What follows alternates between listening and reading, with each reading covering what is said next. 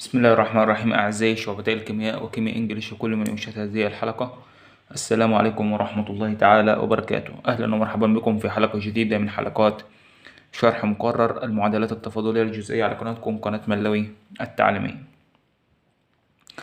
شرحنا في الحلقة السابقة تكوين المعادلات التفاضلية الجزئية بحذف الثوابت الاختيارية. المرة دي بحذف الدوال الاختيارية، قلنا عليها ثوابت اختيارية ودوال اختيارية. تمام. إن شاء الله في هذه الحلقة هنشرح واحد اتنين تلاتة أربعة خمسة ستة، هنشرح 6 أمثلة إن شاء الله. يعني 6 يعني يكفوا فهم تكوين المعادلات التفاضلية الجزئية بحذف الدوال الاختيارية. ناخد أول مثال، المثال ده مهم. أمثلة الدكتور كاتب جنبها دي ار يعني بتاعت الدكتور وفيهم ورك. تمام. المثال الأول زد بيساوي واي في دالة في اكس. زد بيساوي واي في دالة في اكس، يعني دالة في اكس على جنب كده. الدالة في اكس ديت معناها المتغير المستقل بتاعها اكس. يعني مثلا اللي هي اف اكس دي ممكن تكون عبارة عن واي بيساوي مثلا اكس أس 5 ناقص اكس تكعيب مثلا على اكس تربيع. مش يعني في حاجات هنا كده اكس كتير، ممكن يكون اكس بس. المهم ان هي دالة في اكس، يعني المتغير المستقل بتاعها اكس. ايه هي شكل الدالة الله اعلم، المهم ان هي دالة في اكس. تمام. طب لو دالة في واي كذلك الامر، المتغير المستقل بتاعها واي، وهكذا يعني. تمام. زد بيساوي واي في دالة في اكس. نحل ازاي؟ عاوزين نكون معادلة تفاضلية بحذف الدالة الاختيارية. تمام، بحذف الدالة الايه الاختيارية الافتراضية اللي احنا حاطينها ديت. يعني عشان احذفها ابص اشوف كم متغير. انت كم متغير؟ هي دالة في اكس يعني في متغير واحد. في دالة ممكن تكون في اكس وواي يعني في متغيرين، ممكن في اكس وواي والتي 3 متغيرات، وهكذا يعني. ادام ما هي في متغير واحد اعاملها زيها زي الثابت بالظبط، الثابت الاختياري. يعني طريقة الحل زيها زي الثابت الاختياري بالظبط. يعني هحل ازاي؟ ابص جنبها او ابص على الداله، يعني الداله اف اوف اكس دي انا عاوز احذفها، يبقى افاضل المعادله بالنسبه للي جنبها اللي هو الواي. تمام، افاضل المعادله بالنسبه للي جنبها اللي هو الواي يحذف لي الاف اكس على طول. تمام. يبقى افاضل المعادله دي بالنسبه للواي، يبقى بارشل زد باي بارشل واي بيساوي ده ثابت طبعا. احسن حد يقول لي مثلا دي داله ودي داله، فتفاضل حاصل ضرب دالتين يعني مشتقة الاولى في الثانيه زائد مشتقة الثانيه في الاولى. اقول له ايوه فعلا، بس هنا كده ده الداله اللي عندي بس هيعتبر واي، المتغير اللي عندي واي، لكن ده يعتبر ثابت لان انا بشتقه بالنسبه لواي. ودي داله في اكس يعني ده كله عباره عن ثابت. تمام. فده الثابت زي ما هو اف اوف اكس مشتقة الواي بواحد. تمام. يعني اشتقاقات الداله دي بالنسبه لاكس ادتني الشكل ده. خلاص سهله جدا. ده مثلا 2 ودي واحد، فهعوض من 2 في واحد عن اف اوف اكس. يعني هشيل اف اوف اكس من هنا كده واحط اللي يساويها من دي اللي هي بارشل زد ببارشل واي. تمام. فيبقى الحل بتاعي زد بيساوي ادي زد وادي الواي، وهحوش الاف اوف اكس واحط اللي يساويها اللي هي بارشل زد باي بارشل واي. تمام كده. ان شاء الله تكون استفدت منها ديت مهمة جدا وسهلة بسيطة. يعني لو جت تبقى طبعا المفروض كله ضمنها. أعيدها على السريع. عندما هو متغير واحد يبقى هشتق المعادلة بالنسبة للي جنبه اللي هو مين؟ اللي هو المتغير اللي جنبه اللي هو لو اكس يبقى هفاضل بالنسبة لاكس، لو هو يبقى فاضل بالنسبة لواي. تمام. والتالت يبقى بارشل زد ببارشل واي بتساوي تفاضل ده بالنسبة للواي، فتبقى اف اوف اكس. اشيل اف اوف اكس من هنا واحط اللي يساويها من هنا، فتبقى زد بيساوي واي بارشل زد باي بارشل واي. كده انا حذفت الدالة الاختيارية اللي كانت عندي، كونت المعادلة التفاضلية بتاعتي. تمام. ناخد المثال الآخر. المثال ده مش مثال دكتور أنا حاططه، يعني زد بيساوي إكس تربيع في دالة في واي.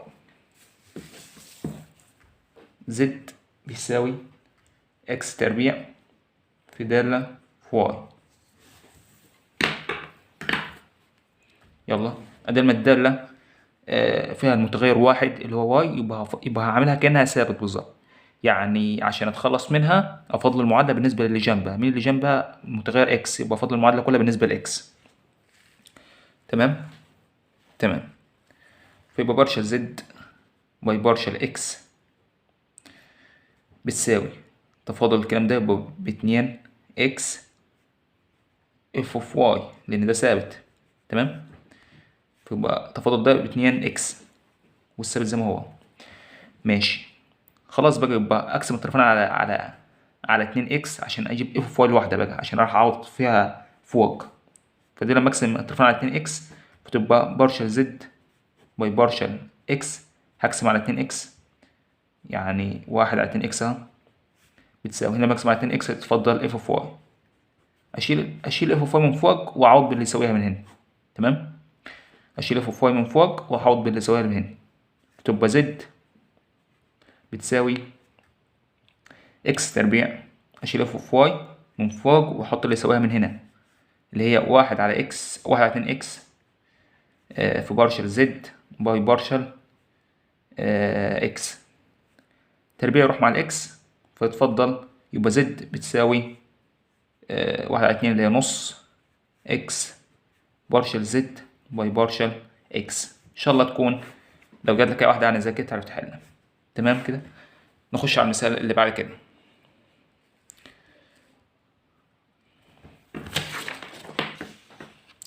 خدنا الاول ده وخدنا التاني، ندخل على التالت. لو بقى الدالة عندي في متغيرين يعني في واي واكس، زد بتساوي اكس في الدالة في متغيرين، الدالة في واي وفي اكس. تمام. يعني المتغيرين المستقلين بتوعي الواي والاكس. ماشي. نكتب الدالة زد بتساوي، بيقول تساوي كام؟ والمثال ده مثال دكتور خلي بالكم. زد بتساوي اكس اف اوف واي على اكس. تمام. بس هو كده زد بتساوي اكس في اف اوف واي على اكس. حل بقى هنا ادي المتغيرين. بص هتحل ازاي. اي مثال يعني مش المثال ده بس، اي مثال ده لما الداله في متغيرين يبقى اول حاجه افضل المعادله بالنسبه للمتغير الاول، بعد كده افضل المعادله بالنسبه للمتغير الثاني. يعني على جنب كده اقول بارشل زد باي بارشل المتغير الاول مثلا واي، وهجيب بارشل زد باي بارشل المتغير الثاني اللي هو اكس، شوف دي تساوي كام وشوف دي تساوي كام. طب هفضل كم مره؟ لا على حسب بقى. تمام. ملهاش يعني مش زي مثلا بتاعت المعادلات التفاضليه العاديه اللي هو خطوات محدده، مثلا لو ثابتين يبقى هفاضل مرتين وهكذا. لا، ممكن هنا يبقى ثابت واحد وفاضل كتير جوه، ممكن يبقى ثابت، ممكن كذا ثابت وفاضل يعني مره واحده، وممكن ثابتين وفاضل مره واحده، ممكن ثابتين وفاضل مرتين على حسب الاشارات اللي بتطلع. تمام. تمام. فديت انا عشان كده جايب امثله كتير عشان خاطر تحاول اللي هو تكتسب طريقه الحل، مش الخطوات، اصلا ملهاش خطوات محدده. تحاول تكتسب طريقه الحل، يعني شوف انا هعمل ايه دلوقتي، وتحاول يعني مثلا تعود من تحت لفوق والفوق لتحت وهكذا. يعني بارشل زد باي بارشل واي يعني هشتقه بالنسبه للواي، يعني كل ده ثوابت ما عدا الواي. تمام. فده يعتبر ثابت زي ما هي اكس. بشتق الداله ازاي؟ اف اوف واي على اكس دي بشتق الداله ازاي؟ مشتقة اي داله هي عباره عن مشتقة الداله في مشتقة ما بداخل الداله، زي الساين كده، ساين 2 اكس هي عباره عن كوزين 2 اكس في مشتقة ما بداخل الداله اللي هي مشتقة الزاويه اللي هي تبقى باتنين. تمام. دي كذلك الامر مشتقة الدالة أو لما أحب أشتق الدالة هي عبارة عن مشتقة الدالة نفسها في مشتقة ما بداخل الدالة اللي هو واي على اكس. أنا بشتق بالنسبة للواي. تمام. وبالتالي اكس دي ثابت، يعني واحد على اكس في واي فتبقى كام؟ واحد على اكس. تمام. تمام إن شاء الله. على طول نضيع الاكس دي مع الاكس دي تبقى يساوي كام؟ اف داش في واي اوف واي على اكس. تمام كده إن شاء الله. تمام. نجيب بقى بارشل زد باي بارشل اكس، بارشل زد باي بارشل اكس، يعني هشتق المعادله دي بالنسبه للاكس. تعال نشتقها بالنسبه لك. هنا كده اكس وهنا داله في اكس، فيعني كده حصل ضرب دالتين. لما اخد اشتقه بقى يبقى مشتقه الاولى في الثانيه زائد مشتقه الثانيه في الاولى. تمام. مشتقه الاولى بواحد في الثانيه اللي هي اف اوف واي على اكس، زائد مشتقه الثانيه اللي هي عباره عن ايه؟ مشتقه الداله، يعني اللي هي عباره عن الداله، مشتقه الداله مشتقة ما بداخل الدالة أنا بشتقه بالنسبة لإكس، مشتقة ما بداخل الدالة اللي هي واي على إكس، يعني مشتقتها بالنسبة لإكس فتبقى كام؟ تبقى سالب واي على إكس تربيع. تمام؟ جت الزيادة هذي طلعت الإكس فوق تبقى واي في إكس أس سالب واحد. بشتق بالنسبة لإكس يعني الواي هي اللي ثابت. تمام؟ فإكس أس سالب واحد عشان أشتقها أنزل الأس وأطرح من الأس واحد فتبقى سالب واي في إكس أس سالب واحد ناقص واحد تاني، يعني بطرح من أس واحد. تمام؟ فتبقى أس سالب اتنين، لما قعدت أنزلها في المقام تحت تبقى أس اتنين، يعني يبقى سالب واي على إكس تربيع. تمام كده؟ مشتقة الأولى كده دي مشتقة الأولى في التاني، احنا قلنا مشتقة الأولى اللي هي بواحد في التاني زائد مشتقة التانية اللي هي دي في الأولى اللي هي إكس. تمام؟ تمام. بعد كده بتعمل إيه؟ بتبص بصة بقى، هل تقدر تتخلص من مثلا هنا كده بص كده دي اف داش اوف واي على اكس بتساوي بارشل زد على بارشل واي. تمام؟ فممكن احوشها من المعادله ديت اللي هي اف داش اوف واي على اكس واحطها من المعادله دي، يعني دي مثلا المعادله واحد ودي اتنين ودي تلاتة. انا هحوش اف داش اوف واي على اكس من المعادله تلاتة واحط اللي يساويها من المعادله اتنين اللي هي عباره عن بارشل زد باي بارشل واي. تمام؟ تمام. يبقى بارشل زد باي بارشل اكس تساوي اف اوف واي على اكس، حوش ده احط اللي يساويها يبقى زائد بارشل زد باي بارشل واي مضروب في سالب واي على اكس تربيع في اكس. تمام؟ تمام. لازال عندي مشكلة وهي اف اوف واي على اكس، اف اوف واي على اكس، اف اوف واي على ايه؟ على اكس. ما خلاص مش مشكلة بقى، انا ممكن اعمل ايه؟ اودي الكلام ده الناحية التانية كله بعكس الاشارة، فبقى انا جبت قيمة الاف اوف واي على اكس فاعوض بيها في المعادلة رقم واحد، اعوض بيها في المعادلة رقم واحد. تمام؟ دي طريقة. ممكن حد تاني يقول لك من المعادلة رقم واحد على طول يبقى الاف اوف واي على اكس ديت بتساوي زد على اكس، فاعوض بيها في المعادلة دي اللي انا طلعتها هي دي، فده صح وده صح. مثلا احنا هنعوض من الأخيرة دي في واحد، فعايزين اف اوف واي على اكس دي لوحدها في طرف والباقي ده يروح الناحية بعكس الإشارة، فتبقى اف اوف واي على اكس بتساوي بارشل زد باي بارشل اكس اهو بقى دراعي. نكمل. يبقى اف اوف واي على اكس بيساوي بارشل زد باي بارشل اكس اللي زي ما هي، اودي الكلام ده ناحية بعكس الإشارة يبقى سالب بارشل زد باي بارشل واي مضروب في سالب واي على اكس تربيع، تروح الاكس مع التربيع يبقى سالب واي على اكس. تمام؟ تمام. خلاص بقى هروح لرقم واحد دهياتي واشيل اف اوف واي على اكس واحط اللي يساويها من هنا كده تبقى خلصت، فتبقى زد بيساوي اكس. تمام؟ حوش الاف اوف واي على اكس واحط اللي يساويها من هنا كده، اكس مضروب في الكلام ده كله اللي هو بارشل زد باي بارشل اكس ناقص بارشل زد على بارشل واي مضروب في سالب واي على اكس. تمام؟ تمام.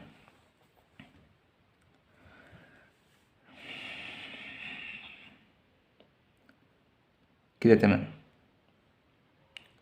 وممكن زي ما قلت لك اهوت كنت تعمل زي ما انا قلت لك هنا كده، من هنا كده اروح احوش من رقم واحد احوش الاف اوف واي على اكس واحط اللي يساويها اللي هي زد على اكس، اروح اعوض بيها يعني زد على اكس في هنا كده، فتبقى بارشل زد باي بارشل اكس بيساوي زد على اكس زائد بارشل زد باي بارشل واي في سالب واي على اكس. تمام؟ عشان خاطر الاكس دي راحت مع التربيع. تمام؟ ده صح وده صح، دي صح ودي صح. هنا يا دوبك بس انا خليت زد لوحدها في طرف، فده صح ودي صح ان شاء الله. خش على اللي بعده. كده حلينا 3 امثله. المثال اللي بعد كده بيقول لك اف ده هوم ورك، كان هوم ورك يعني او كان مكتوب جنبها هوم ورك، زد بيساوي اف اوف اكس تربيع زائد واي تربيع. تمام؟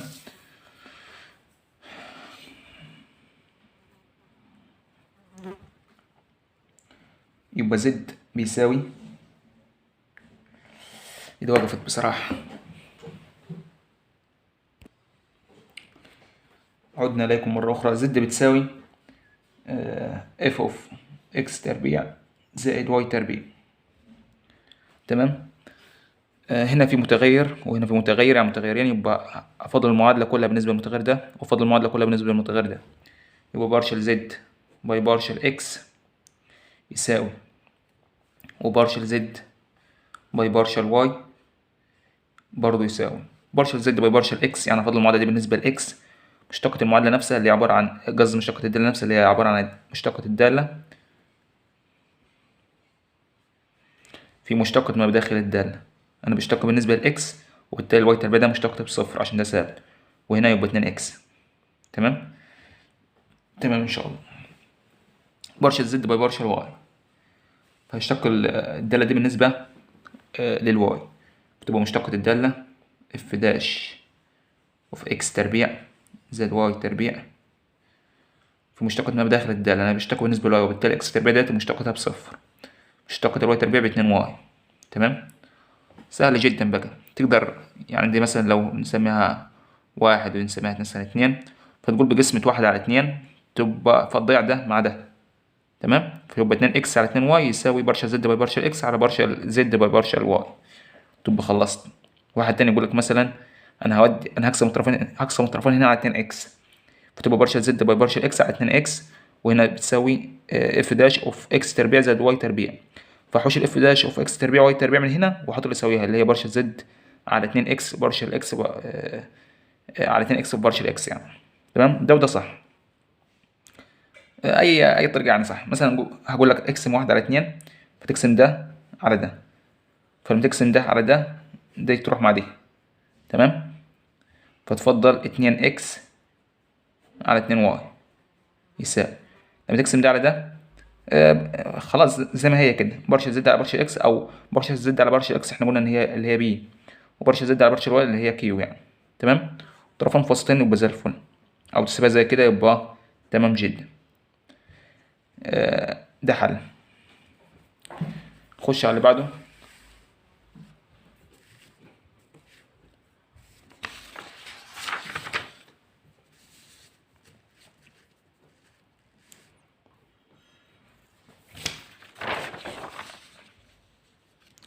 في حلنا 4 أمثلة. المثال اللي بعده هوم ورك برضو. زد بيساوي اكس واي زائد اف اوف اكس تربيع زائد واي تربيع. تمام. زد بيساوي اكس واي زائد اف اوف اكس تربيع زائد واي تربيع. ماشي. حل. حاول تحلها بنفسك كده. هنا الدالة عبارة عن في متغيرين، يبقى فاضل بالنسبة للمتغير الأول يعني بالنسبة لإكس فتبقى بارشل زد باي بارشل إكس بتساوي وبارشل زد بالنسبة للمتغير التاني اللي هو واي باي بارشل واي. تمام. لما فاضل ده بالنسبة كلها بالنسبة لإكس، فتفاضل الحتة دي تبقى بواي. تمام. زائد تفاضل الدال هي عبارة عن الدال مشتقة الدال يعني اكس تربيع زائد واي تربيع في مشتقة ما بداخل الدالة. أنا بشتقه بالنسبة لإكس، وبالتالي الواي ثابت، الواي تربيع ده ثابت، فدي هتبقى باتنين إكس، في 2 إكس هنا. ماشي ماشي. وهنا هشتقه بالنسبة للواي، وبالتالي إكس واي مشتقتها بالنسبة لي تبقى إكس زائد مشتقة الدالة هي عبارة عن مشتقة الدالة في مشتقة ما بداخل الدالة. أنا بشتقه بالنسبة للواي، وبالتالي إكس تربيع ده ثابت فتبقى بصفر، مشتقة الواي تربيع يبقى 2 واي. تمام. اودي مثلا اودي الناحيه بعكس الاشاره، اودي الاكس دي الناحيه بعكس الاشاره، واقسم المعادله دي على المعادله دهياتي، فتضيع الاف داش اوف اكس تربيع زائد واي تربيع مع الكلام مع نفسها هنا كده، وتبقى زي الفل. تمام. يعني هودي الواي دي الناحيه بعكس الاشاره، فتبقى بارشل زد باي بارشل اكس اللي هي بي ناقص الواي. تمام. يساوي 2 اكس اف داش اوف اكس تربيع زائد واي تربيع. تمام. وهنا اودي اكس ناحية بعكس الاشارة، تبقى بارشل زد باي بارشل واي اللي هي كيو ناقص اكس بتساوي 2y اف داش اوف اكس تربيع زائد واي تربيع. تمام ان شاء الله. اقسم ده على ده، اقسم المعادله دي على دي، يعني اقسم الطرف الايمن على الطرف الايمن والطرف الايسر على الطرف الايسر. تمام. فالطرف الايسر على الطرف الايسر يعني بي ناقص واي على كيو ناقص اكس تساوي لما اقسم ده على ده فده يتروح مع دي، يبقى 2 اكس على 2 واي. سيبها زي ما هي، او لو غاوي يعني وجع قلب اضربهم في الطرفين في وسطين. تمام كده خلصت. خش على اللي بعده. اخر مثال وده مهم جدا جدا جدا، اعتقد لو جه امثل عليه يجي الاخير دوت ان شاء الله يعني. يو اللي هو المتغير التابع بتاعي بيساوي دالة في اكس زائد سي تي. هي السي دوت، السي ده ثابت بس ده ما جوه الدالة ميبقاش ثابت اختياري. الثابت الاختياري يبقى بره الدالة. تمام. انما ده ثابت متعارف عليه اللي هو سرعة الضوء يعني. متعارف عليه يعني ممكن تلاقي كي جواها بتعرف ان كده انت مثلا متعارف عليه اللي هو مثلا ثابت هوك بتاع كده يعني. سي دوت مش ثابت اختياري. اي ثابت داخل الدالة مش ثابت اختياري. تمام. يعني مثلا ممكن تلاقيها ساين اوميجا تي، فالاوميجا دهياتي مش ثابت اختياري، ده ثابت يعني ثابت معروف مش ثابت افتراضي يعني. والتي وهكذا يعني. ماشي. زائد دالة هنا الإزاحة بتساوي دالة في المكان والزمان زائد دالة برضو في المكان والزمان. تمام. مطلوب منك تكون المعادلة دهياتي، معادلة الموجات أو معادلة شرودنجر يعني معادلة شرودنجر لما تحلها تديك الكلام ده، أو معادلة الأمواج. ماشي. نبدأ نكونها ازاي؟ ان احنا هنا الدالة ديت في متغير اكس وتي المكان والزمان، هو المكان والزمان، وهنا كذلك الامر المكان والزمان، وبالتالي هفضل بالنسبة لاكس وهفضل بالنسبة لتي. هفضل يو بالنسبة لاكس ويو بالنسبة لتي، يعني بارشل يو باي بارشل اكس وشوف هتساوي كام، وبارشل يو باي بارشل تي وشوف هتساوي كام. وهكونش الكاميرا بتصور عشان متشلش. بارشل يو باي بارشل اكس. وانا هنا نسيته حليت في نفس الصفحة على طول مش مشكلة. بارشل يو باي بارشل اكس. تمام. افضل بقى بالنسبة لاكس، فتفاضل ده بالنسبة لاكس هي عبارة عن الدالة نفسها اف داش اوف اكس زائد سي تي في تفاضل ما بداخل الدالة. انا بفاضل بالنسبة لاكس وبالتالي السي تي ده كله ثابت يبقى صفر، تفاضل الاكس بواحد فيبقى في واحد راح مش هتكتب خلاص، زائد تفاضل ده بالنسبة لاكس يبقى جي داش اوف اكس ناقص سي تي في تفاضل ما بداخل الدالة. انا بفاضل بالنسبة للاكس وبالتالي السي تي ده السالب سي تي دي كلها بصفر، تفاضل الاكس بالنسبة لاكس بواحد فراح مش هتكتب خلاص. تمام كده انا فضلت بالنسبة لاكس، فضلت المعادلة كلها بالنسبة لاكس. طب فاضلها كلها بالنسبة لتي.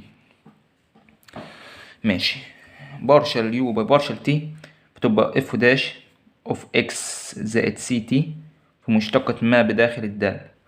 مشتقة ما بداخل الدالة اللي هي انا بشتقة بالنسبة لتي طبعا، فبالتالي اكس دي بتبقى بصفر عشان ده ثابت، هتبقى ثابت يعني عشان مشتقة بالنسبة لتي تبقى صفر، زائد سي تي مشتقة السي تي بالنسبة للتي تبقى سي، يبقى مضروب سي اللي هي سرعة الضوء. تمام. زائد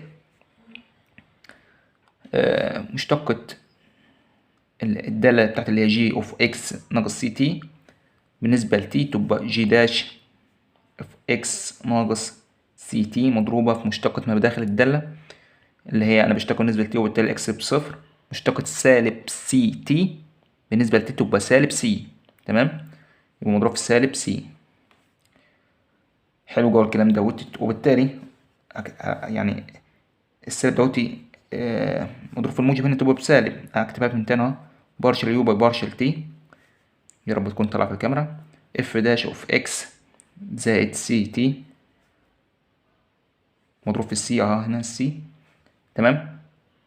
سالب في موجب بسالب وادي السي، جي داش اوف اكس ناقص سي تي.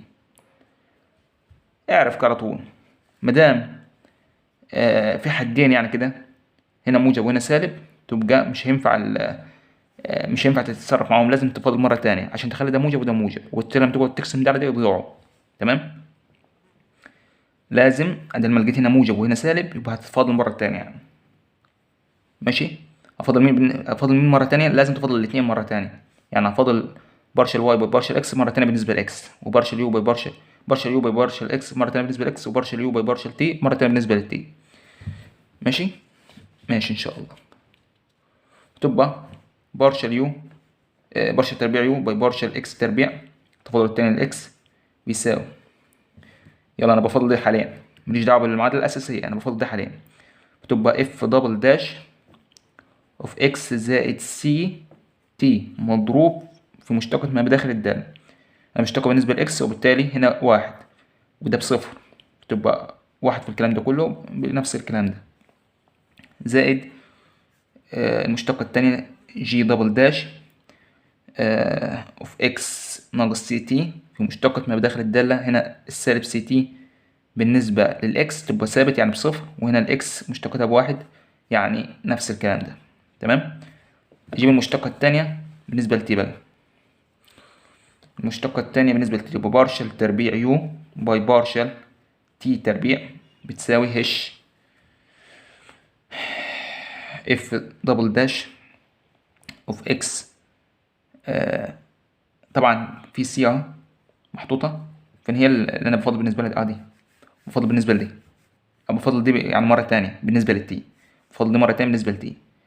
ادي سي اف دبل داش، سي يعني ثابت حاطه زي ما هو، اف دبل داش اكس زائد سي تي في مشتقة ما بداخل القوس، المشتقة بالنسبة للتي وبالتالي الاكس دي بصفر، مشتقة السي تي بالنسبة للتي تبقى سي يعني في سي، وادي هنا سي يبقى سي تربيع.